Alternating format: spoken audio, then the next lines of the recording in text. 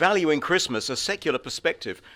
Well, Professor Kenneth Minogue has observed a tendency, he says, almost universal in our time, namely to understand institutions in terms of the abuse they may give rise to. Well, to that crowded catalogue, which already includes the Roman Catholic Church, the Boy Scouts, and the Australian Defence Force, we can now add the management of Oz Stereo and Today FM. Christmas is not quite an institution, but I'm worried that any year now we're going to see it added to the list of those things that abuse, offend, or upset. And just reading through the draft Human Rights and Anti-Discrimination Bill today, my heart didn't lift much. Christmas is already criticised for its religious content, and we see Christianity vigorously downplayed in our shopping precincts. Many secularists utterly reject the idea that humanity is in any sense fallen or flawed, apart from those who are dubbed climate change deniers, of course. They're flawed. Rather, the secularists tell us that humanity has all the interior resources it needs for success and happiness and prosperity. Well, does this squeeze all the content out of Christmas? Do we retain any capacity for a joy that transcends our capacity to rack up debt? Does Christmas actually mean anything anymore? My three colleagues here at CIS are standing by to guide us through the wilderness of our moral and consumerist perplexity. As you can see by their demeanour, they have weighed these questions carefully. First of all, policy analyst Ben Herscovitch, who claims to have had a wide range of experience, but consistently refuses to tell us in what. Then Sara Hudson, a research fellow in Indigenous Affairs, who has retained a great capacity for laughter and a sense of the absurd during her 4 years at CIS. And then, to bring up the rear, research fellow Simon Cowan, an economist with a heightened sense of the marginal cost of making just about anything. All three of them have put a value on Christmas, and they're about to disclose it. Please welcome them and attend to what they say.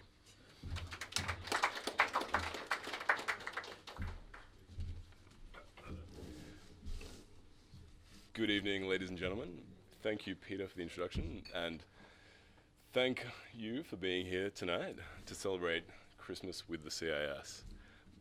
I want to start my presentation with a bit of exhibitionism about my personal life. Appearances notwithstanding, this is not gratuitous self-indulgence, I promise. Perhaps for the first time in the history of the CIS, a speaker can truthfully say, I was raised on a hippie commune. When I make that admission, a barrage of questions usually follows. How many mothers do you have? Is your middle name Rainbow? And inevitably, how did you end up working for the CIS? Leaving ill-informed stereotypes to one side, two key features make a hippie a hippie. Let me get a little philosophical and say that the necessary and sufficient conditions of being a hippie are, firstly, a rejection of mainstream ways of living, and secondly, adherence to progressive values that one applies in one's everyday life. The 22-year-old Newtown activist and Sydney University law student is not a hippie, because despite their commitment to progressive politics, they still want mainstream success. In a decade and a half, they will be smugly satisfied at having made partner at Freehills, while wondering if renovating their Surrey Hills terrace is a good investment in light of their decision to rent it out and move into their Potts Point penthouse. Equally, the unrepentant bogan is not a hippie, because although they are swimming against the tide of mainstream middle-class aspirations, progressive politics are not a priority. In a decade and a half, they will still not have read anything by Chomsky and will be more concerned about talk than carbon emissions. This is a discussion about Christmas, and yet I'm telling you about hippies. You are probably thinking the relevant question is not how I ended up at the CIS, but why the CIS hired me in the first place. This speech had to start with progressive countercultural hippies, though.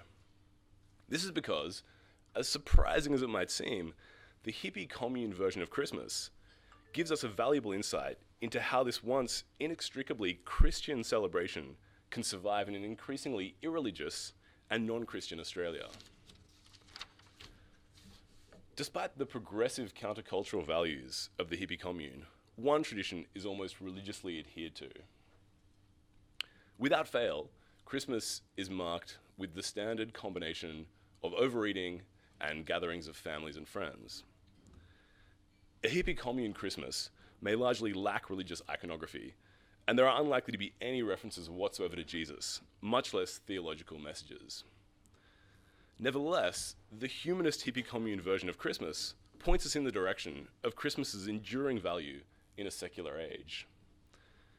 Taking time out of the grind of routine to eat and or drink too much, reconnect with family from whom we often drift far away, and seek refuge from our invasive professional lives has an appeal far wider than Christmas's Christian heritage. It can speak to establishment conservatives and hippie progressives, as well as almost everyone in between. The call to bring family and friends together is at home in many different religions and cultures. It has analogues in Hinduism, Islam, Judaism, and much besides. The focus on family and community is also a helpful corrective in an increasingly atomized age in which the traditional cultural, religious, and familial ties that bind people together have frayed. The best, and also sometimes the worst, thing about Christmas is that it pushes a motley crew of family and friends together who might otherwise never see each other. Some Christians will object that the humanist version of Christmas is a travesty. They might say that what was once a thoroughly Christian celebration has been distorted almost beyond recognition into an insipid and soppy, feel-good imitation. To be fair, Christmas was certainly a Christian celebration in its original form, and for many Christians, it remains deeply religious. It would be misleading to ignore the religious form Christmas takes for many. However, Christmas's potentially deeply religious meaning should not overshadow the powerful gravitational pull of its humanist incarnation. In fact, whether the advocates of a religious Christmas love or loathe it, the secularized, humanist version of Christmas found on the hippie commune is perfectly suited to an Australia that is increasingly irreligious and non-Christian. The percentage of Australians without a religion has risen from 16% in 1996 to 22% in 2011. At the same time, the percentage of Australians who are Christian has fallen from 70% to 61%. Although the secularization of Christmas for the new irreligious and non-Christian Australia means breaking with tradition, Christians should not be suspicious of Christmas without Christ. With its core message of family and community, the humanist version of Christmas will remain meaningful to a majority of Australians. And this will ensure that one key element of Australia's Christian part lives on, albeit in a modified form. The hippie commune is home to progressive countercultural values, and yet, as we've seen, its humanist version of Christmas arguably gives a traditionally religious celebration the best chance of survival in an increasingly irreligious and non-Christian Australia. Thanks to certain immutable facts about the human condition, a tendency to gluttony, and the power of familial and communal bonds, Christmas time shows us there are some things even hippies and Christians can agree on. Thank you, and unreservedly, Merry Christmas to you all. I will pass on now to my colleague, Sara Hudson.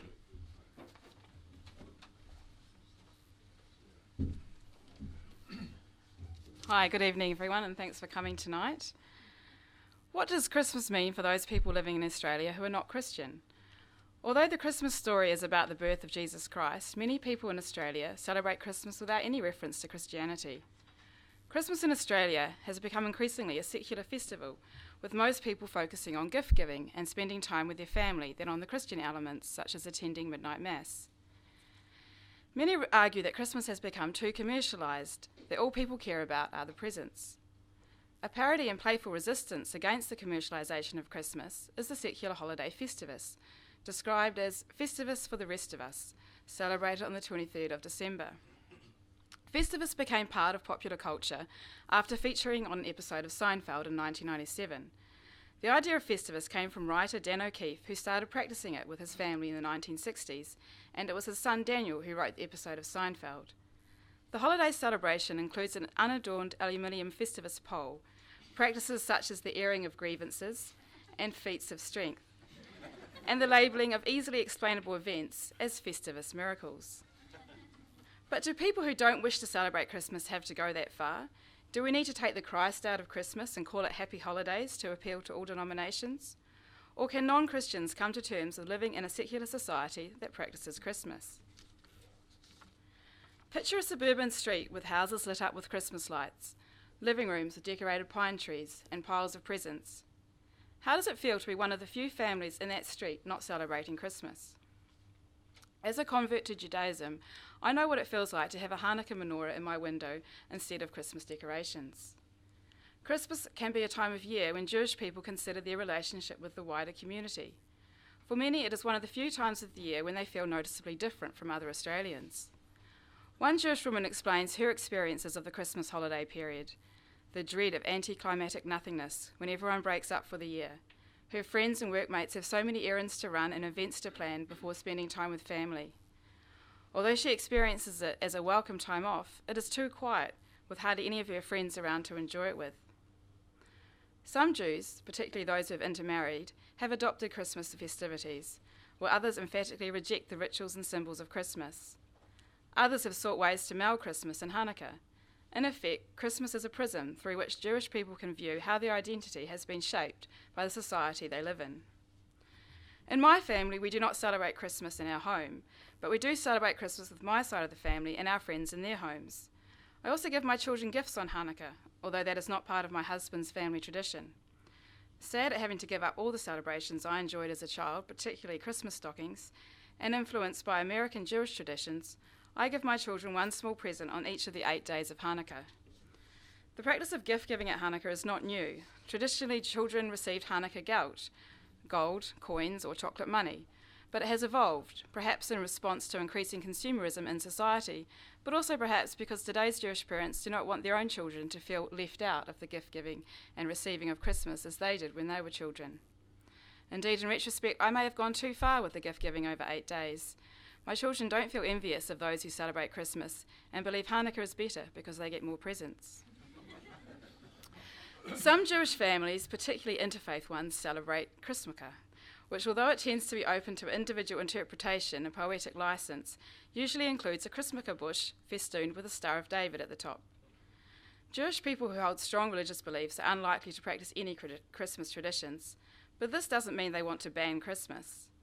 Last year, The Australian reported on a Sydney school that had shelved references to Santa, Christmas carols and Christianity so as not to offend its Jewish and Hindu pupils. A member of the New South Wales Board of Jewish Deputies wrote a letter to The Australian in response. To be clear, we support the right of Christians to celebrate Christmas, just as Indians have the right to celebrate Diwali, Muslims to mark Ramadan, and Jews to celebrate Hanukkah. It's what makes Australia Australia. The school's misguided notion in banning references to Christmas so as not to offend a minority probably ended up offending the majority. And for what purpose? Most Jewish people would not be offended, and if they were religious enough to not want their children to sing or hear Christmas carols, they would probably send them to a Jewish school. As far back as the 1970s, a Reform rabbi in Sydney wrote that although Jewish people should not celebrate Christmas in their own home, they can share in the celebration of Christmas with their fellow Australians, by wishing them a Merry Christmas, presenting them with gifts, and even attending Christmas parties, provided they were largely non-religious events, as most work Christmas parties are. The rabbi felt that although Jews should not celebrate Christmas in their homes, they can share in the goodwill. He even suggested that Jewish people take that goodwill further by volunteering to work shifts on Christmas Day, so staff who do not celebrate Christmas can take time off. He said Christmas should not be a time when Jewish people feel left out, and that Christmas in Australia is often an amiable time between Jews and non-Jews celebrated in the spirit of kobbas together. In fact, he suggests that the word kobba might have its origins in the word chova, which means mate. Some Jewish people share in the spirit of Christmas by doing good deeds, called mitzvot in Hebrew, over the Christmas holiday period, such as volunteering in soup kitchens and hospitals, buying Christmas presents for the poor, or substituting for colleagues at work.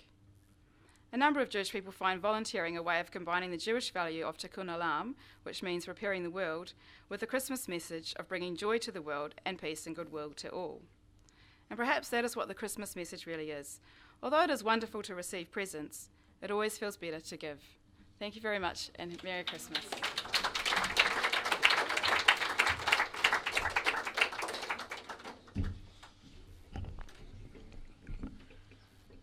ladies and gentlemen, I've been asked tonight to talk about a secular Christmas. And what I'd like to do is give you a little bit of insight into the inner workings of the CIS.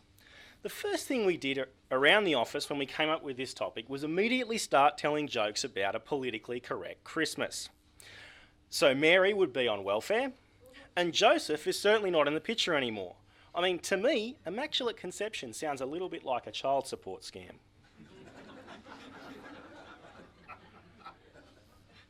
The donkey would be out because of our friends at the People for Ethical Treatment of Animals, or PETA. They do have an alternative though. You can purchase a fiberglass donkey from them and they will donate the profits to providing vegetarian food for the homeless, who will no doubt appreciate it every bit as much as normal people would. Now, Mary couldn't stay in the stables, OH&S reasons, don't ask. And besides, PETA would be at you again for making the animals sleep outside, as opposed to how they are in the wild, I suppose. Child labour laws have severely reduced the number of shepherds available, while their adult counterparts are striking for better pay. Now, you have to look at it from their perspective. In 1,000 years or so, this whole Christmas thing is going to be a public holiday, and on that basis, they surely deserve at least, say, triple time and a half, right? You're not allowed to have a Christmas tree. Studies have shown that non-Christians feel less self-assured when they're around Christmas trees. But it's not all good news for you Christians. Unfortunately, Christmas trees make you feel guilty. And here I was thinking it was just Bob Brown who the trees were trying to guilt. Finally, poor old Santa Claus. Now, he can't even have a chuckle at this nonsense because Australia's leading Santa recruitment firm, which is totally a thing by the way, says that ho ho ho is too close to American slang for prostitute. Anyway, it was a fun day and a half making jokes about all this, but eventually Greg told us we had to go back to work. I got to thinking about this topic again a week or so later, and I realised that I actually only know one type of Christmas. I've been attending the exact same Christmas celebration for 30 years, a country family Christmas. Now, Christmas with my family is a big event and it comes with its own challenges, not the least of which is 13 adults staying in a 3-bedroom house that has just one bathroom. Or the fact that the catering budget assumes that every single person will eat their body weight in potato salad. And believe me, no religion is as hidebound by tradition as is a family Christmas. Christian churches at least have the odd reformation to shake things up a bit. We, on the other hand, are still using the same Christmas-themed tablecloths that were purchased in the 1980s. The ritual started in my family on Christmas Eve, with carolling, and at least we see some flexibility. We've invented our own verse to "We Wish You a Merry Christmas," or Jingle Bells. No one really remembers which song it was attached to, and over the years we've all sort of forgotten the last line, so it just fades off a little bit, but I think that counts. Unfortunately, my 15-year-long campaign to try and introduce the Little Drummer Boy into the playlist has failed. The Holy Book, the Northern Star's Carols by Candlelight Guide, circa 1988, doesn't have the words, so it's not a real Christmas carol. You might have heard of the Northern Star. They've made the news recently where a New South Wales health branch banned the use of the word mate. And speaking of banning, I'm anticipating that this year will be the 12th year in a row where I get told off for not taking carols seriously enough. Now, to be totally fair, this might be because carols are usually accompanied and preceded by the essential item of an Australian secular Christmas: beer. Christmas morning starts early. One might say much too early for someone who was up late singing carols the night before. But that's because we still do Santa Claus in my family. My uncle has an intellectual disability, so this will be the 56th year in a row that Santa Claus has come for him. And Santa still brings presents for me too. So either that whole "he knows who's been naughty and who's been nice" thing is a bit of a lie, or jolly old St. Nick just isn't watching that closely. On the other hand, of course, I typically get a 20-pack of soap and 4 cans of deodorant, so maybe it's St. Nick who's trying to tell me something. Other traditions in my family include a plastic Christmas tree to better ensure that it remains exactly the same from year to year, hosing the spiders off the tables that we're about to eat lunch from, which is an interesting activity when we don't get them all, and of course, waiting for the bathroom, that whole 13 people, one bathroom thing. Christmas Day features a 2-course lunch, which despite only having around 20 attendees, could easily feed a small township for the better part of 3 days. It's always delicious, and despite the extreme heat, it is always a baked dinner. Before I was born, an experiment was undertaken with a cold Christmas lunch. Apparently, this caused it to rain, so we've got control over climate change, people. And the family has decided that this will never again happen. It was truly the greatest disaster of our times. Dessert, on the other hand, is cold, plentiful, and absolutely compulsory. No matter how hard you try to insist that you don't want any. I can only conclude from this that I appear to be dangerously underfed. This massive lunch leads to the traditional Christmas afternoon nap and the traditional Christmas afternoon guilt, where we promise that next Christmas will be different. We won't spend 3 days cooking. We'll turn on some air conditioning.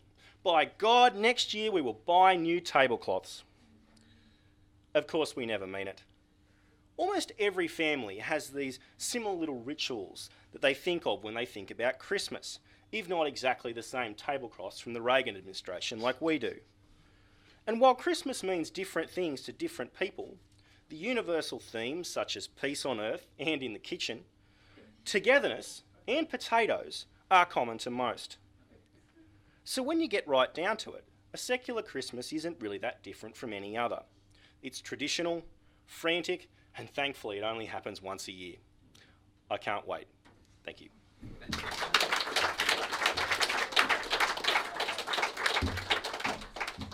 Thank you, Simon. And Sarah and Ben, thank you very much.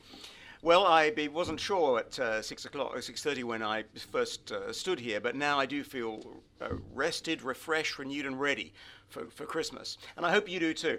As you can see, there's a diversity of views, and it reflects the kind of diversity of views that the staff are able to enjoy and share throughout the year here. It's a very diverse and dynamic organisation, and a great pleasure and privilege for me to be working here. And I think one of the great joys about CIS is there is a great diversity of views amongst the staff, and we're able to share points of view, we're able to argue, we're able to pursue things with a degree of earnestness, and then at the end of the day to enjoy one another's company. Thank you very much indeed, the three of you, for those interesting takes on a secular Christmas, a secular perspective on Christmas. I hope there's something there from that smorgasbord of meaning and possibility that will allow you to enjoy a very peaceful and happy Christmas with your friends and family. Thank you for joining us tonight. It's a great pleasure always to see you at this end-of-year function. We've had a good year. We trust that you have too, and we look forward to continuing our warm and friendly association in 2013. Please enjoy.